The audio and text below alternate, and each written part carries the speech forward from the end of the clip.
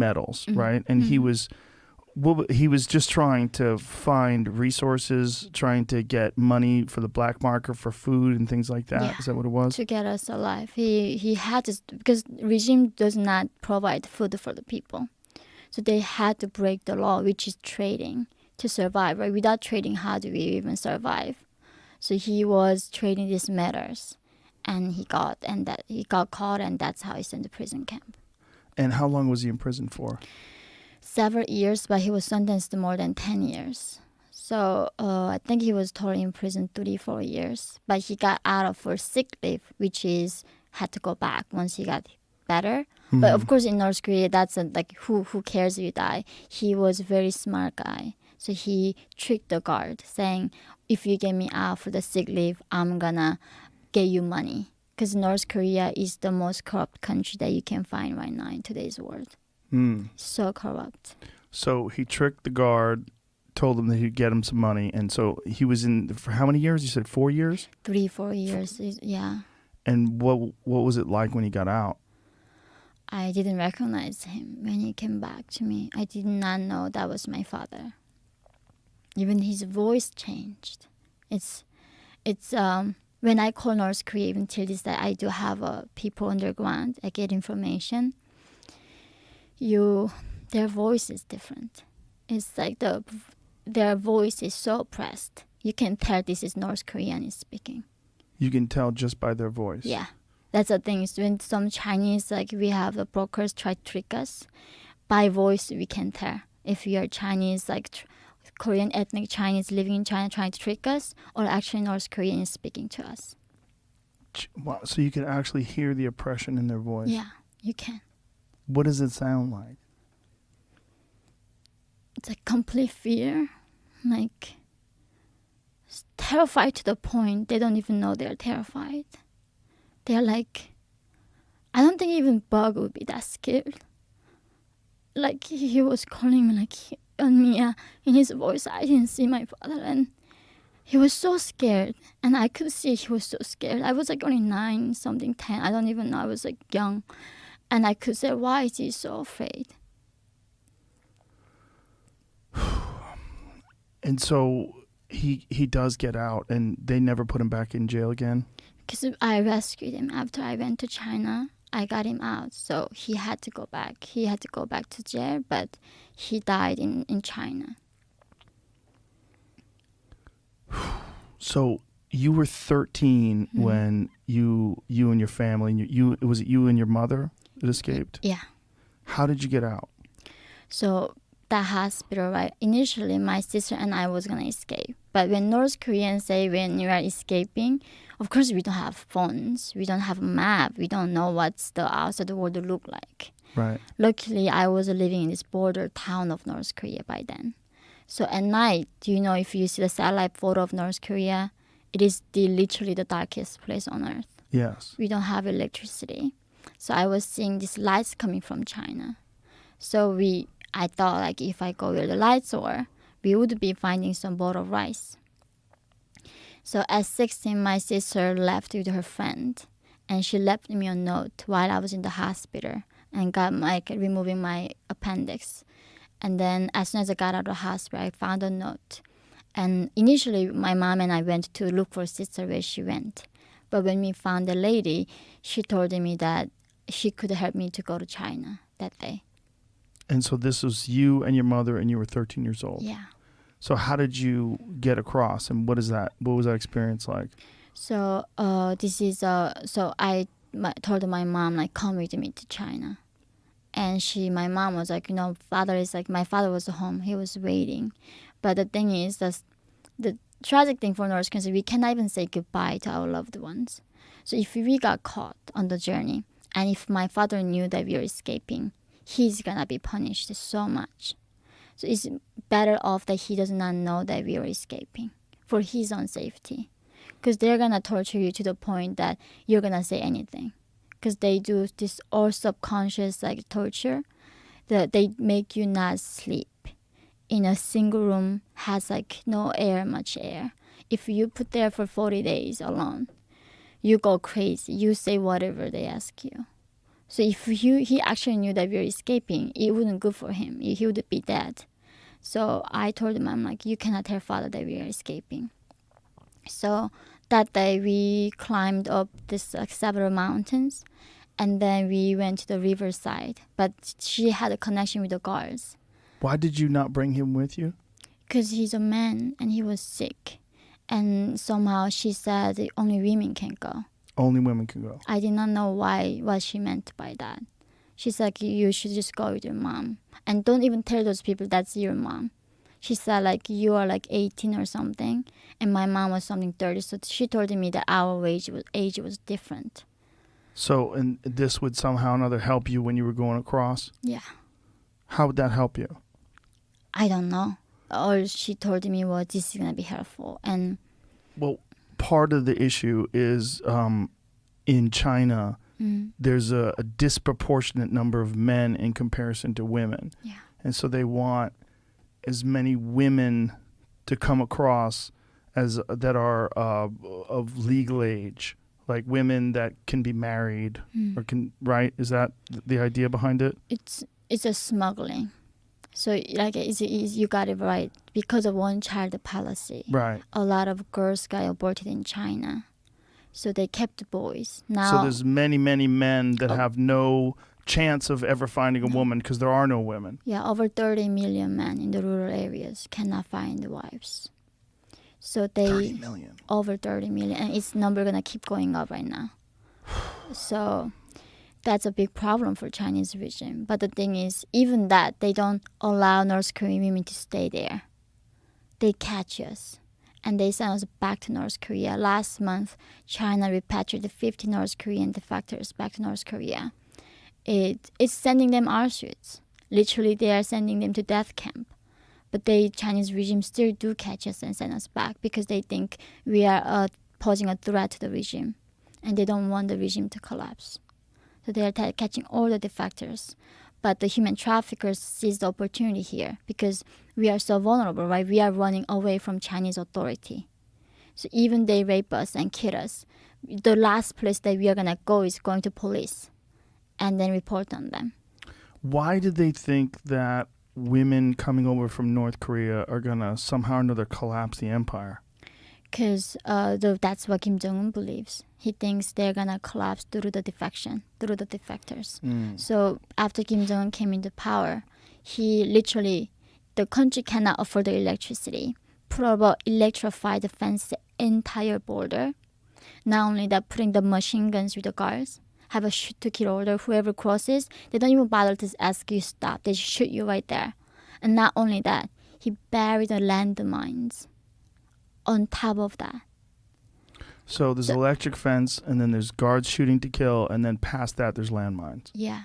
Entire country became a concentration camp. Entire country. When did they start putting the landmines in? A few years ago. So this is after you had already escaped. Yeah. Now there's no, you don't see North Korean defectors escaping from North Korea anymore. It's impossible to escape at this point. One of the more horrific things that Jordan and you discussed was you seeing your mother raped, and that your mother sacrificed herself because they wanted you. Yeah. And this is the first time you had ever even seen what sex was. So I didn't even know that was sex. I did not know even that was rape because we didn't have the vocabulary in North Korea. So in North Korea, there's no word for stress. There's no word for stress. Because how can you be stressed in the socialist paradise? So there's no word trauma. There's no word depression because you cannot be simply depressed in socialist paradise. There's no word for liberty. There's no word for human rights. There's no word for rape or even sex. So I just thought something I was seeing was horrible. But later they told me that was rape. I did not know that was rape. But you also said that you never heard the word love. Yeah, no, there's no word for love in North Korea. So your mother never told you she loved you. You never told your father you love him. Yeah. None of that. So in North Korea, there's even no word for I. So they don't want people to be individualistic, right? That's the worst thing you can be. It's all a collectivism. So when North Koreans say, I like water, I say, we love water. We love kimchi. So that's how, when I'm in South Korea, they will keep saying, in South Korea, there's difference between we and I. So when you say, I like this, say I. And then, of course, all the North Koreans keep saying, we love this country. And South Koreans get so frustrated that we are keep misusing I and we. And that's how regime controls your minds through language. It is George Orwell's 1984. They create doublespeak. Yeah. Why language is so important, because it controls your thoughts. So that's how I got rid of the romantic love. We don't even know possibly another human can love another human. Only love that North Koreans know is like a written form love, that when we describe our feeling towards the leader. And we don't know that word can be used to describing our feelings to another human. When Kim Jong-il died and people were crying in the streets and people were sent to prison for not crying enough. Yeah.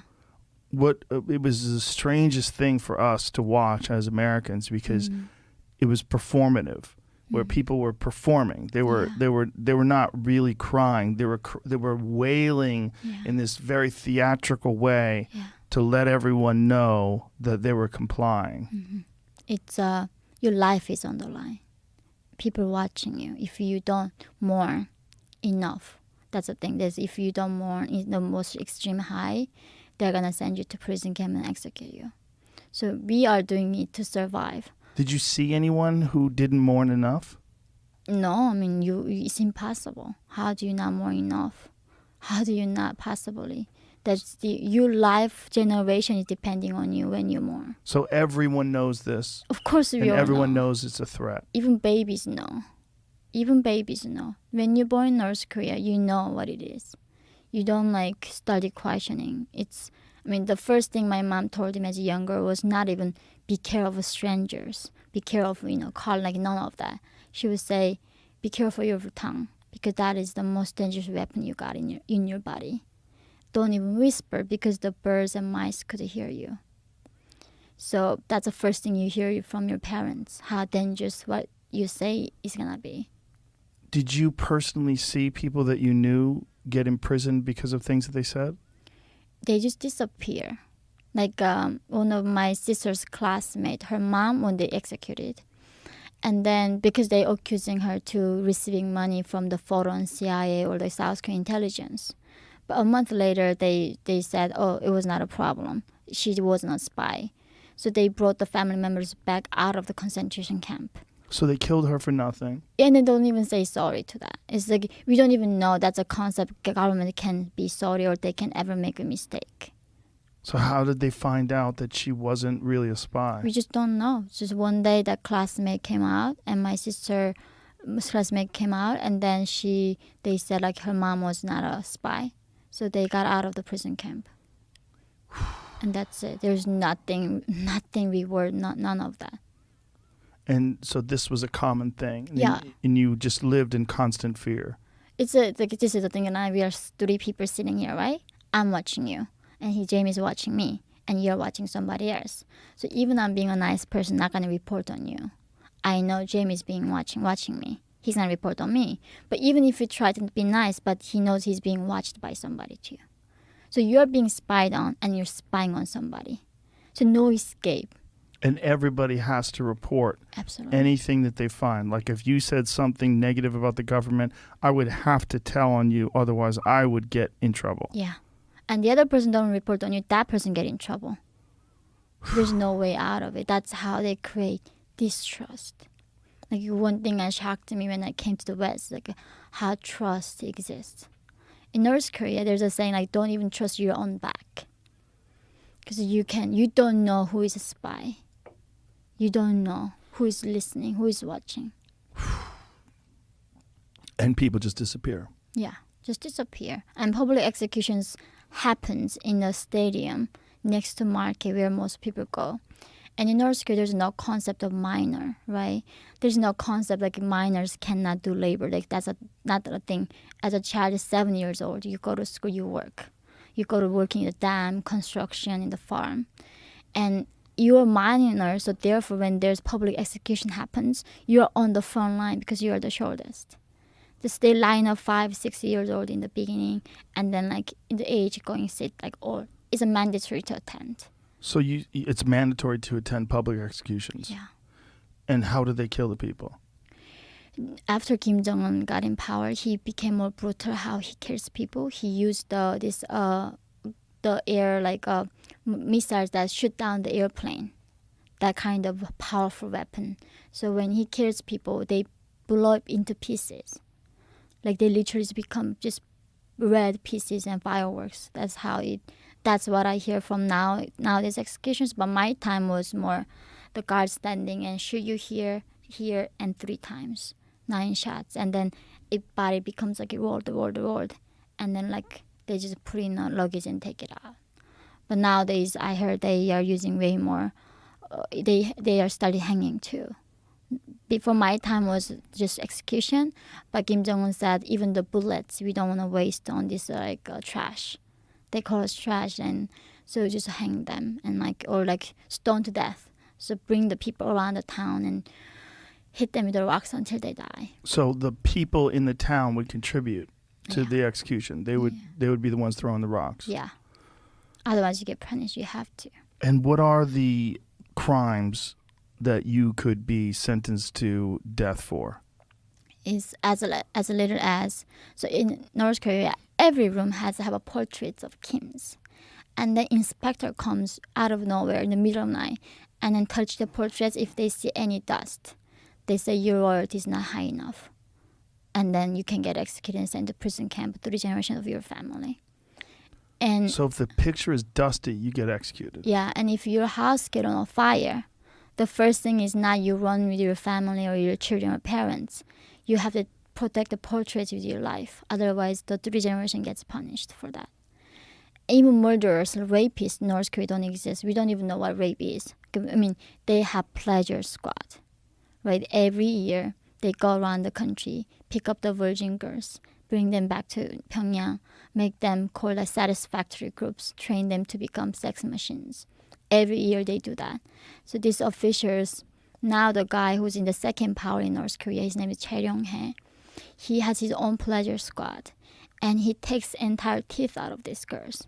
So when they kiss him down there, he has more pleasure. So these things is not a crime in North Korea.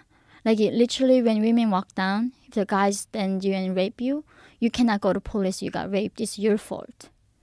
So this country, I mean, every wives get beaten by a husband in North Korea. This is not a crime, but if there's a newspaper, there's a portrait of Kim Jong-un, right, or Kim Jong-il. You didn't see the front page, in the back page, you ripped it by mistake. That's how you get executed. That is what we call crime in North Korea.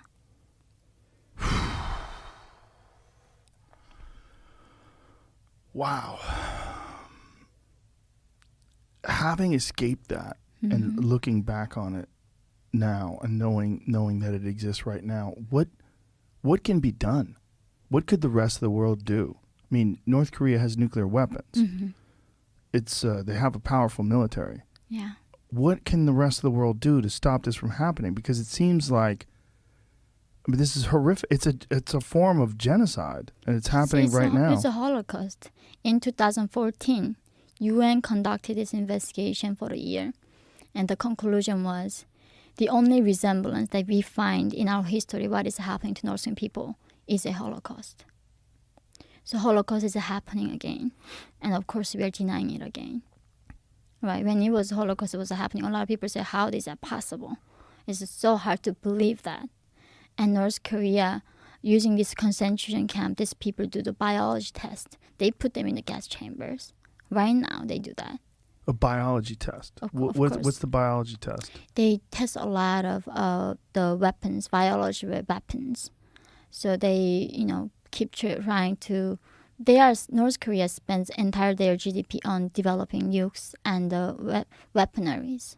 I mean, they are the biggest provider to the Middle East. When there's a war, they buy missiles from North Koreans.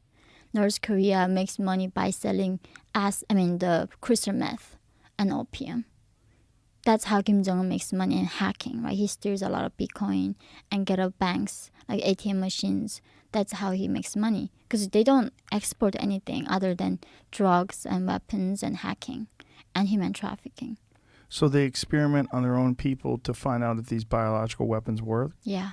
And also, they need a lot of concentration like prisoners because they have to clean the nuclear debris. Because they do a lot of tests. So since 2017, North Korea conducted almost 30 missile tests. If the one test missile cost to feed 25 million the entire year. So if he chose to do 4 less tests, nobody had to die in North Korea from starvation. And right now, Kim Jong-un recently admits that 11 million North Koreans are severely malnourished, and he's proud to say that. And he's not even bothering to hide in the past. Yeah, they are starving. And so he's what? fat. Oh yeah, that's his problem, being too fat. Wow. So they're forced to clean up nuclear waste from these The debris, test sites, everything, yeah. and of course they die from radiation. Of course, they don't last 3 months. Normal life expectancy when you go to concentration camp is 3 months. 3 months. Yeah, so they need a lot of those people. And they just use those people for fodder. Yeah. How many people do they know how many people are in these concentration camps? Nobody knows exactly, but several 100,000 of them. But there's also prison camps, concentration camps, prison camps, and labor camps. And some people are born into these camps. Yeah, those are people in the concentration camps. And they don't even get to know the name of Kim Il-sung or Kim Jong-un.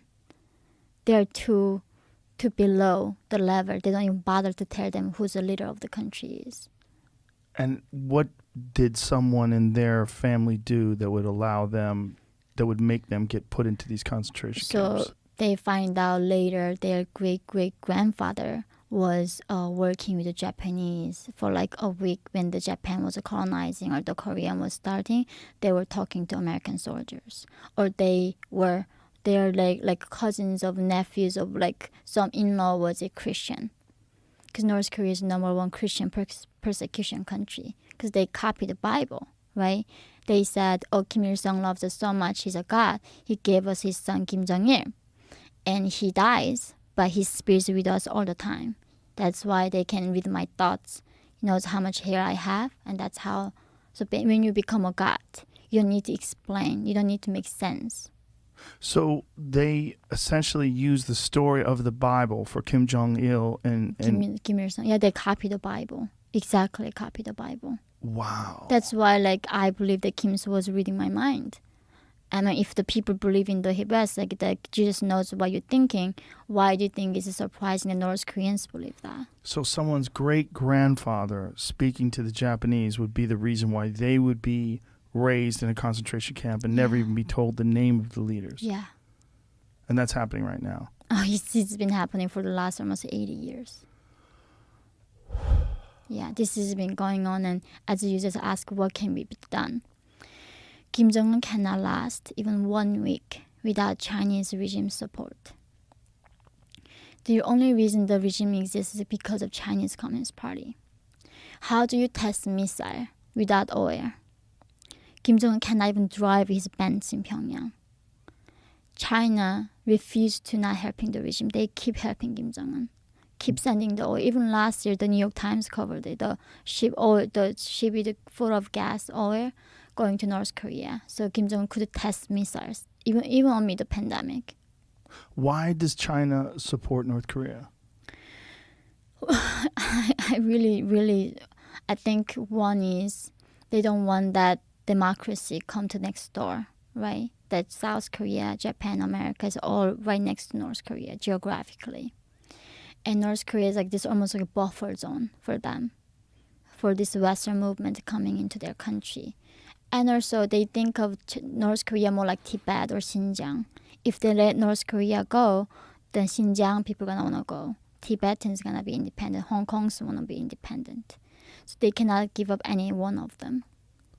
So because of the stability and symbolic thing for the Chinese people within the country wants to be independent, So they want to maintain North Korea forever. And Mao said that relationship between China and North Korea is like the relationship between your lips and the teeth. Without lips, you cannot really close your mouth and eat. Without your teeth, you cannot chew. So you need each other to survive. And that's how Mao's son died in Korean War, by defending Communist Party in the North. That's how Mao lost his son. That's how he believed that they need North Korea.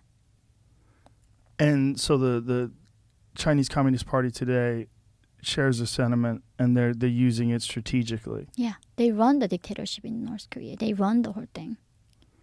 And that's the thing, like, we have not been serving North Korea because we just never named the accountability who is responsible for this crisis. That is China. And of course, in American mainstream, they do not want to call out North Korea, China, to committing, genocide. That's why I've been having so many attacks from Marxist, communist, and Maoist, and Leninist, all these people. And North Korea is almost this last country that holds ideology called socialism. So it's a very symbolic country. So a lot of empathizers of communism and anti-Western civilization people, they defend North Korea like hell. But do they, when they speak of it, like the Chinese Communist Party, when they speak of North Korea, do they have a distorted image that they project of what it's like in North Korea? Do they have do they change the narrative? Do they have a story of North Korea that's false, that makes it seem like North Korea is a nice place? No, they know exactly what's going on. They know. Even Chinese people know. When I was... So there's no defending it? No. Even Chinese people see it. Like when North Koreans get captured, Chinese is still better, not nice than North Korean guards. They like handcuff off, sort of eye blinds us. But North Koreans come and they put the wire in between here, in between your bones. So connecting all the prisoners together so they cannot run. Like cows. And they put a wire like through their collarbone? Yeah. So they prevent us to escape. So while we are in China, that's when the outsiders are watching. But imagine what they're going to do inside the country when there's no camera. So this is what China does to North Koreans? No, China catches us and gives us to North Korean guards. And they watch it. And they watch them do that? And then they even horrified, but of course they don't do anything about it. There's like, you don't have to go that far, but of course North Koreans do not accept defection, right? That's why we are defectors, we are not refugees. When we escape, we defy the ideology. Yes. That's why North Koreans are not just refugees, they are political prisoners. They are political refugees. They should be covered by Geneva Convention and international law. So China catching us, send us back, that is a crime against humanity. They are breaking the international law. But no one will punish them for that. And nobody gonna talk about it, even here in the West. Right? Why? I mean, there's a Michelle Obama, right? Nobel Peace Prize giving the girls like captured by ISIS or like Taliban, like Malala. Michelle Obama stands up for the girls who were captured by ISIS and Boko Haram. Who is standing up for North Korean girls being captured and raped in China right now? There are 300,000 North Koreans right now when we are speaking in China and are sexual slaves. 300,000? Yeah. And most of them are women and girls. China has incredible power. Yeah. And when you see the power that China has and that they're supporting North Korea and that there's no pushback from America. Yeah. What does that feel like to you when you see this, knowing what you went through, and not only knowing what you went through, but the fact that you talk about this openly, you talked about it in your book that came out in 2015, yeah, and you speak about it as often as possible, but yet there's not a lot of support from, especially from political leaders. Yeah. There's no one is stepping up to say your story. Yeah. It's total hypocrisy. All these people in America talk about how slavery is wrong. I agree slavery is the worst thing that we can do to another human being. But why some slavery matters over some other slavery? Right? Right. All these corporations talking about how they do not support the bigotry and racism and slavery. It's happening right now in China, and they have business with China. And they don't say anything about it. You know, like this is the thing. When Hulu made a movie about about assassins, about Kim Jong-nam's assassination 3 years ago in Malaysia. Remember, the Kim Jong-un's half brother got. Yes. So they made that movie. Hulu was supporting to make that movie. He killed his half brother and someone else too, right? And his uncle. His uncle. Yeah. So his brother is more shocking because he got killed in the international territory, in a like VX nerve, the poison. And they made a movie, but when the Hulu was bought by Disney wanted Hulu to drop that movie. So that movie couldn't be shown in Hulu. So because it would offend China. Yes. Why there is not even one single movie coming out of Hollywood about North Korean people suffering? They made about Congo genocide. They made all about genocide, not about North Korea. That is a strange hypocrisy, isn't it? Of course it is. And it's about money, right? Absolutely. It's all about money. I mean, all these people talking about justice, what they care about. I mean, none of them do when it's real life. And these are not secret stories. It's not. I mean, so this is the thing. Oh, don't make it up. I mean, Kim Jong-un killed his uncle, right? That was on the national newspaper. He killed his half brother. And look, do you remember the Otto Warmbier, the American 21-year-old student? Yes. Who was accused of stealing the banner. Mm-hmm. He was brain dead. By the time he got to America, yeah. he was beaten to death, right? Yeah, and he was sentenced for 15 years in the labor camp for trying to steal the banner. But this is a country that did to white American mayor, to the most powerful country citizen. Imagine what they're gonna do to their own citizen. You cannot even imagine what they do to their own citizen. So North Korea, this like nationalism is to the highest. So when North Korean women go to China, get raped, and we get pregnant, when we go back to North Korea, the guards kick our belly until baby dies. They don't let the baby live. Yeah, it's just unbelievable. This is happening in 21st century, and still, we somehow don't talk about it. Not just don't talk about it, but it keeps going, generation after generation. Yeah. I mean, if it's been happening like this for more than 80 years, yeah. What's going to stop it from happening for another 80 years? And if people are quiet, nothing. It's going to keep going. And this is what is, to me, is as an activist, right? I'm a dissident. I'm fighting against this regime. We know when Jamal Khashoggi get killed in Saudi consulate, there's no accountability for the dictator, right? Saudi prince didn't get anything. When Kim Jong-un killed his half brother in Malaysia, nothing. They were like, there's no accountability that we are asking of these people. So standing up fighting, it doesn't incentivize people anymore, right? So you don't see justice being served. And I think that is why it is so hard to fight now. Because I mean, people think justice is there, but I don't think it is that. It's something I don't see in real life. When we actually fight against injustice, it's most likely you're going to be just like get killed and nobody cares and just keep moving on. What can be done? I mean, if the United States and the relationship the United States has with China, they're unwilling to do anything or even speak out about it. Yeah. When they talk about the problems of the world, North Korea is rarely discussed. Yeah. And the horrific crimes of the North Korean regime against their own people, rarely discussed by politicians.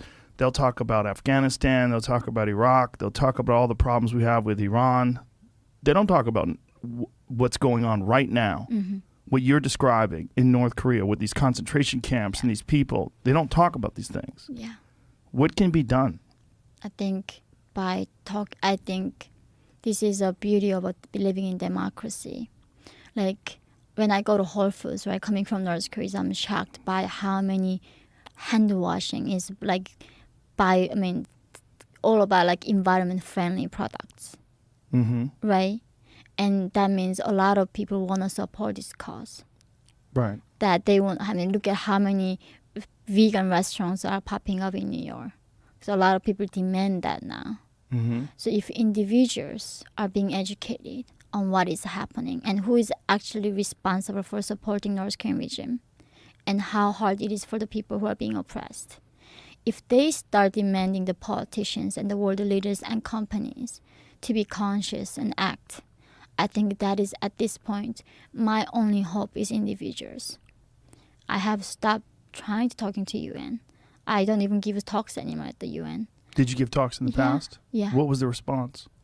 They, in Geneva in September, the Human Rights General Assembly meeting, how dumb of them. They literally put me alone to right next to North Korean delegation team because geographically we are somehow close. So these 5 guys from North Korean delegation team are swearing at me. And the UN, that's what they do. That's how dumb they are. They sat them next to you. Yeah, they put me right next to North Korean delegation team. And no protection. No. I was so scared that going to hotel room that night. Because I don't have anybody protecting me. So I have tried, of course, but at the UN, who decides the human rights violators? Chinese and Putin and Saudis do. They decide who actually violates human rights. That's crazy. Yeah. So I have to go ask Chinese who actually committing this crime and complain. So of course they're not going to listen to me. So what is the even point of the UN for this, right? And of course, I met Nancy Pelosi. I met a lot of politicians. And on surface, oh, that's really horrible. Let me think about what can I do. But of course, this is not what they care. They care about the systemic oppression that is happening in America more. They care about what's going to get them votes. Yeah.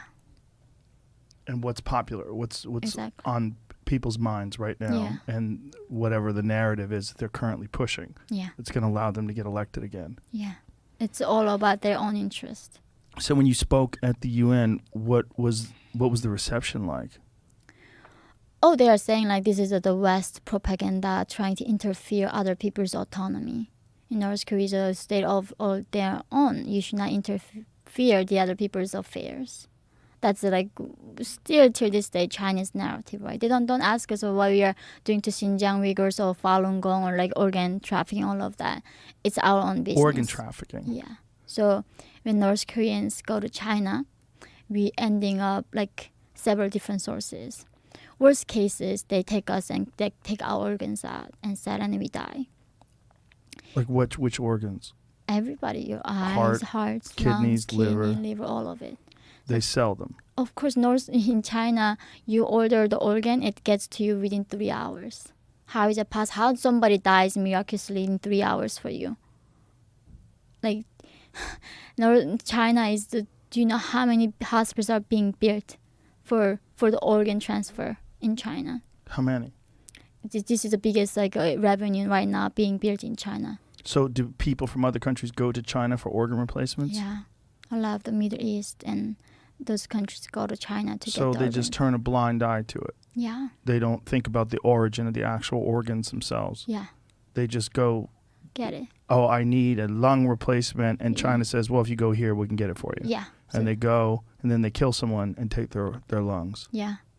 It became a biggest now a new industry that is rising in China. It's And organ transfer. Those people are generally North Koreans? Those are a lot of them were Falun Gong practitioners in China. Okay. Uyghurs? Yeah, now the Uyghurs. Mhm. But Falun Gong is different, a peaceful religion they were wanted. Falun Gong, Uyghurs, and not as much Tibetans, but more like Xinjiang now with the Falun Gong North Koreans. And so they have them in some prisons somewhere, Yeah, and they feed them and just wait for someone to come along that needs their organs, and then they kill them. yeah, Wow. yeah. And This is proven? it's a lot of other things are proven because when these people die, how do we ask them, how did you die? They are Right. dead. So that is a lot of Falun Gong survivors do testimony. They have told Yeah, about it's this. very well known. Jamie can look it up. It's UN even condemned China for that. Even they couldn't turn the eyes blind on it. It was too evidence.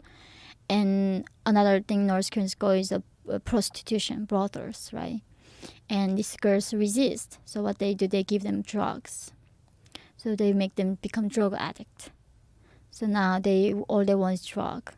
So that's how they go to brothels. And then this man I said in these villages cannot afford the women in these little towns. So they buy one girl and they rotate the entire man in that town. And then like me, some of them just being sold. Like my mom was sold for just mentally retarded family, the farmer's family. and we became a free labor for them and being a sex slave for them. And then Being a sex slave for a mentally retarded family? yeah. I mean, because if they're normal and they can find wives. They're older, like mentally retarded and not functioning people. Those people cannot find wives. So that's why we ending up in the most horror places. We don't just go and like fall in love and meeting some normal person. So when you were 13, you escaped. Tell us what it was like. First of all, where did you escape to? You escaped to China? Yeah. And how did you get across? It was a frozen river in March, end of March in 2007. So you travel on the frozen river. Yeah. And we luckily didn't get shot by the guards. And when we got into the other side of the riverbank of China, that's when Mom got raped. And then they took us in a house. And they were like turning me around like a slave market, right? They checked my teeth and my body structure. And somehow being virgin is very precious in China. So they sold my mom for around $65. And it's 21st century. And they sold me less than $300. And they sold us separately. But the thing is, they didn't even try to force us. They were asking, if you don't want to be sold, you can go back to North Korea, right? And even North Korean regime doesn't punish me. I couldn't find food to eat. I was going to die anyway. Even if the regime doesn't kill me, the starvation was going to kill me. And for the first time, I remember that night in the trafficker's house, I saw a trash can. And I did not know what it was. So I asked this lady, like, what is that? And then like a round thing. I said, oh, that's a trash. Like, what is trash? I was like, oh, the things that you don't need to throw there. Like, you can throw it away. And it's like, what do you mean you have things to throw away? Because we never needed a trash bin in North Korea. We had nothing to throw. Even these hairs, it comes down. We don't have like heating like that. We have to start a fire. And starting fire takes the paper is very precious. So we burn like hair there to try to start a fire. Like literally nothing was thrown away in that Even country. human poop, right? Yeah, I mean that's the thing. That regime cannot have a fertilizer. They don't even have the technology to have the fertilizer. So they demand us to bring the poop. And as a kids, you go to school, the teachers beat you and then go home and look for poop. So I would go on the streets and looking if anywhere like a dog pooped or somewhere. Of course, like all those dogs are poop's gone. So finding a poop, and when you don't eat much, you don't poop like in North Korea like few times a month. It's a Really? very precious thing. Yeah, of course. A few times a month. Yeah. And it becomes very precious, and you have to give it over to the regime. Yeah. So that's nothing is being wasted. So do they have toilets, or do you go to the bathroom in outhouses? Oh, we have all outhouses thing, Outhouses. digging a hole, but we have to lock it because some people come and steal it. They come to steal the poop. Yeah, it's a government quota. You get punished if you don't bring poop. Everything is punishment in that country. So what is the quota? Like how much poop do you have to give them? So sometimes per family they say 1 ton. How do you find that? A ton? Yeah, so 2,000 pounds? I do the kilograms, so like 1,000 kilograms, right? It's like a 1,000 ton, 1 kilograms. ton. So Yeah, it's about right. It's about, yeah, yeah. 2,000. So per family, or they give you the quota. So that's per year? Yeah. And then we have to bring them in usually January. So because the farming starts around March, so they have to, like in January they collect them and pile them up, and then they started burying it, and then when the thaw happens, and they start the farming process in the spring. And even then, you don't get any of the food that they're No, growing. it's a collective farm. So they take the 98% of the food to the regime, and then that 2% is spread among the elites who's running the farm. So you work entire year in the collective farm. You get nothing from it. There's also cannibalism. Yeah. How does that happen? It's really like people said, oh, don't dehumanize people of North Korea, and like because they say, oh, just tell us the nice things, right? Like that's just too much for us to handle, and like well, I just, this is the thing, like, there's like people go to black market, you sell meat. People don't ask what meat it is. We don't ask, it's like pork or like it's just a rabbit. We don't. And we just, sometimes we go find a very, very cheap meat and we don't ask. And luckily I was too poor to afford the meat. I didn't get to eat them. A lot of children just disappear. But the thing is, there's no evidence. Usually everybody dies and on some corner get drowned. So we go to river to bathe. We only bathe a few times a year. Wintertime we don't even bathe. And during the winter we have to go to wash our clothes. So we make a small hole in the river. And sometimes you fall and slip through and you die like that. So it's just so easy to, murder is not a thing. So it's so many causes killing you. So some people, you lose your children, we just don't even know what killed it, and nobody bothered to go out and like find it for you. So many people die. So that's why easy to sell the human like meat. So either they're killing the children, or they'll find them dead and then just cook their meat and sell it. Yeah. And this is common. Yeah. So when you escape to China, what is the process like when you're in China before? How did you eventually got to South Korea? Yeah. How long were you in China for? Almost 2 years. And what was that like? What was the process like? Well, living in 2 years of China, like feel like I lived 1,000 years on this earth. I feel like very old. Yeah, I remember after there for 6 months, one day, I was walking alone, and then it's like, I literally felt like I lived 1,000 years, right? Like making it one day was such a struggle. Whenever you let one day live, you think like, oh my God, I made one more day on earth. In China? Yeah. So it was that hard in China. What was so hard about it? Because one, you don't know when you're going to be arrested. So you always put your shoes on tight, shoe laces, and whenever you get into some indoor, you look for a place to run. Right? If you are invited to somebody's house, you see check the doors. Where can I run? Which route do I run? When you even sleep, you know how to run, right? You get ready to run from the police. And that is a constant threat. And of course, you're raped every single day by these human traffickers. And they even come follow you to bathroom. There's no human dignity in it.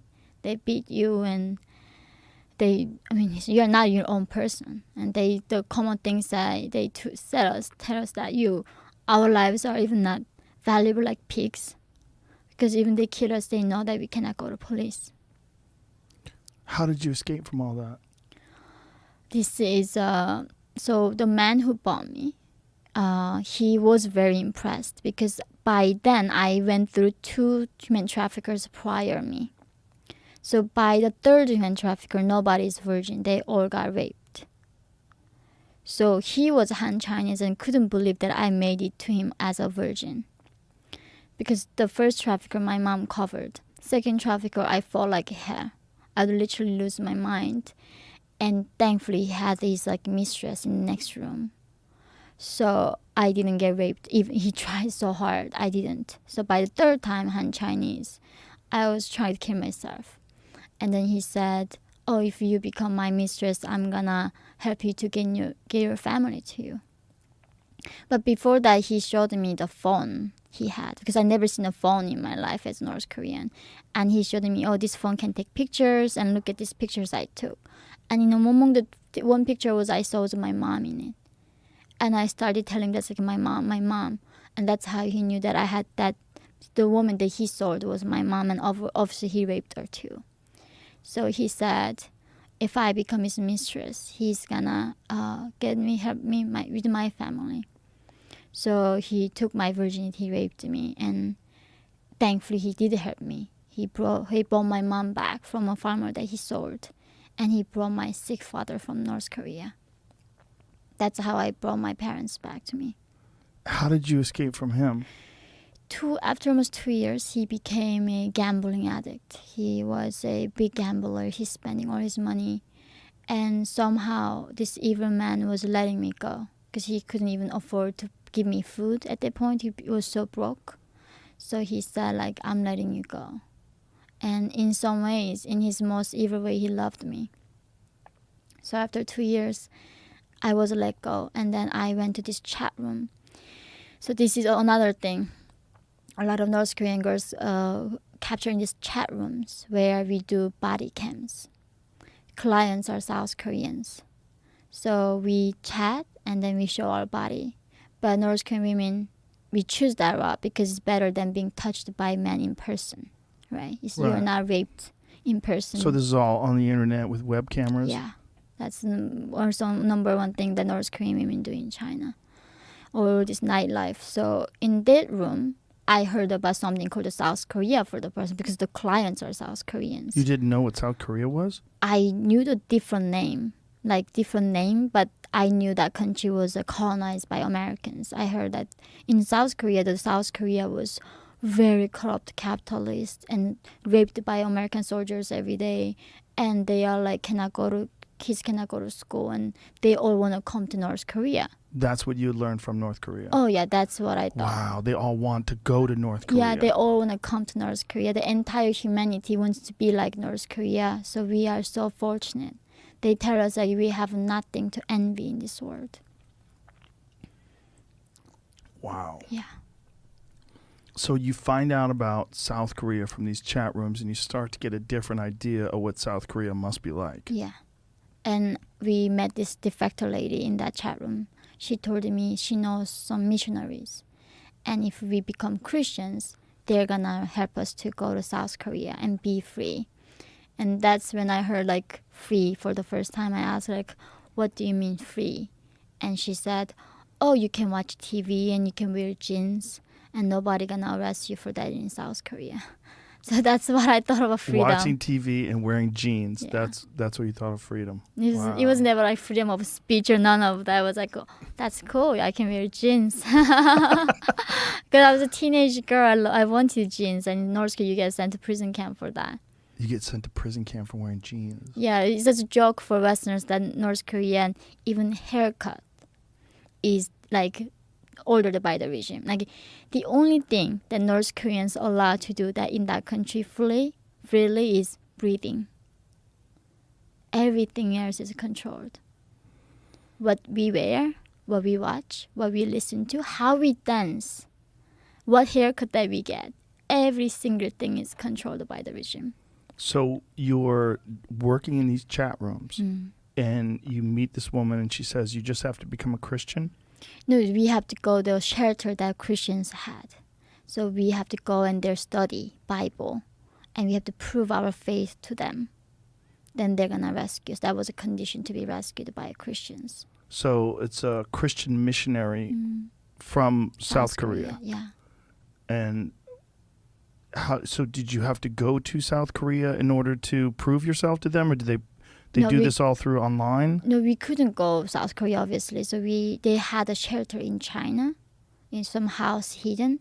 So we went to their shelter, and then we joined them as a group and studied the Bible every day.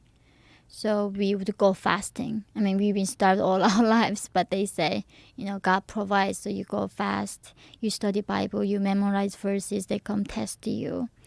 And we pray together, and then once they think we are actually Christians, then they tell you how to go to South Korea. How long did that take?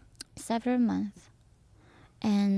But when you're so desperate, right? Like, I'm going to believe in rocks if somebody asks me to believe in. Like, you believe in anything, literally. Right. So, and it was so easy. Like, North Korea regime was Bible. Like, I was like, what the heck, this thing called Jesus and God? And, like, North Koreans, like, don't worry, baby. Just like, plug God to Kim Il-sung and Jesus to Kim Jong-il.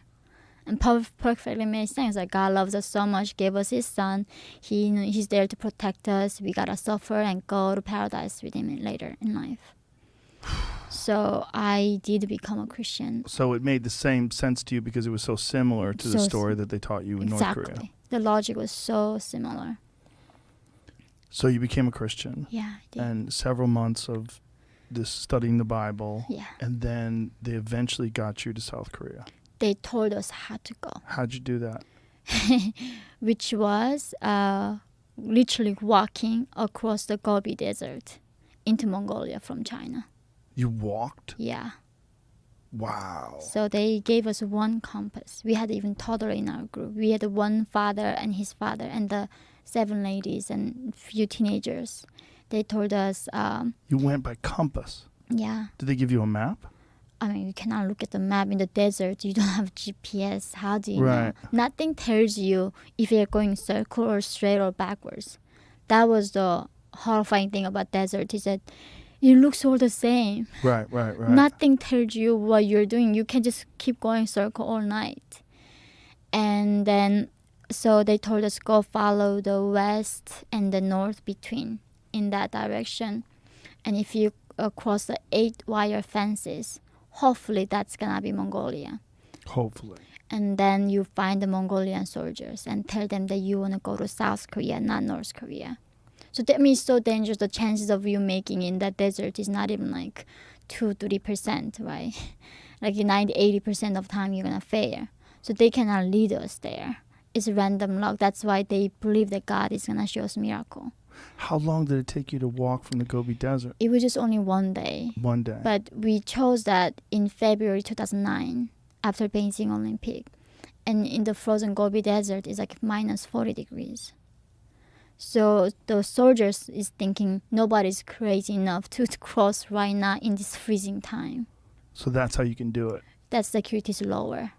Other times they're gonna shoot you because in that desert nobody knows if you got killed or not. So who would be shooting you? Chinese or the Mongolians, both of them can just shoot you. They would just shoot anybody walking through the desert. It's called a shoot to order. It's like a shoot to kill order. So they don't like bother to ask who you are. Just gotta shoot them right there and kill them. So we don't even have ID, none of that. So we chose a time it was frozen and cold, and even guards don't want to come out and look around. So we walking from Chinese side, but they took us to the border of China, Inner Mongolia, which was still China. From that border, we started walking towards Mongolia. And entire day of walking, we got there.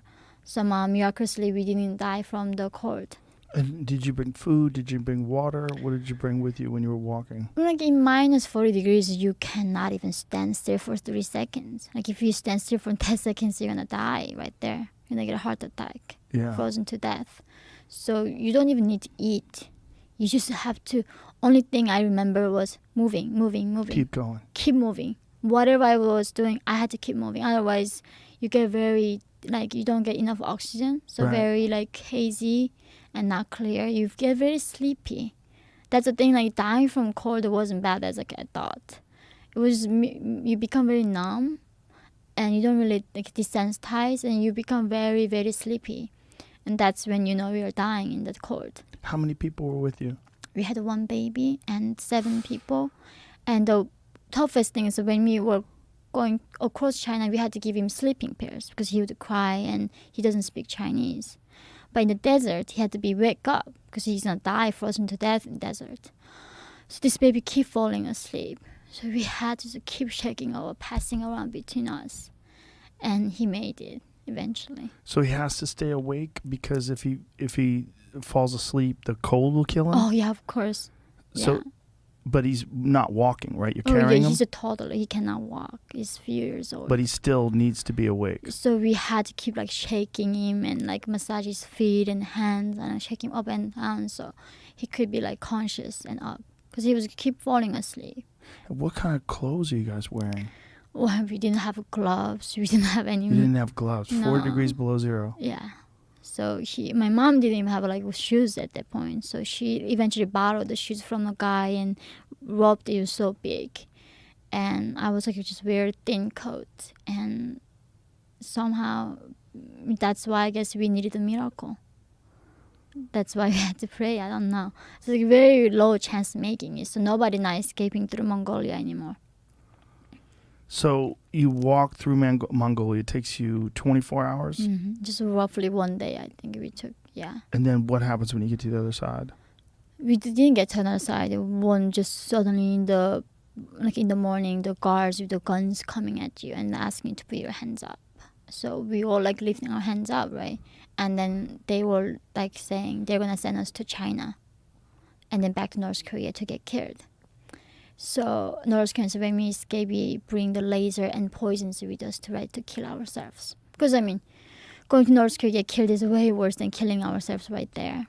So we So you brought poison with you to kill and yourself? the laser, yeah. And a laser? Mm-hmm. What kind of very laser? very thin laser. That's like China, only North Korea said it. Like very very thin laser. A razor? Like blade, yeah. Blade, metal. Yeah, metal thing. Yeah. Very thin one. Yeah, So- it's razor. Oh, razor. Yeah, Yeah, we yeah, yeah. hide in the belts like everywhere. So to cut your veins. Yeah, like right here or like Mhm. here. It's very easy to cut. So we were. This is like what still shocks me is that these Mongolian soldiers didn't have the sense to China, but they want to see how we react. So that's what they were playing with us, right? For us, it's like a life and death. For them, it's like a joke. And thankfully, they would not let us kill ourselves. Like very last minute, they stopped us and turned the car back around to the Mongolian side. But the next team that crossed the border got all arrested and sent back to North Korea. But the following team, they were doing that and Mongolian soldiers went too far. So one of my friends, she swallowed the entire sleeping pills to kill herself. And then they took her to ER and they revived her, but forever her brain got damaged. So this was a joke to them. So they thought it was funny to scare the refugees. Yeah. So funny to see how we fight for our lives. Yeah, but thankfully nobody's choosing that route anymore. So when they capture you Mm-hmm. and they threatened to send you to China and then back to North Korea, how did you get out of it?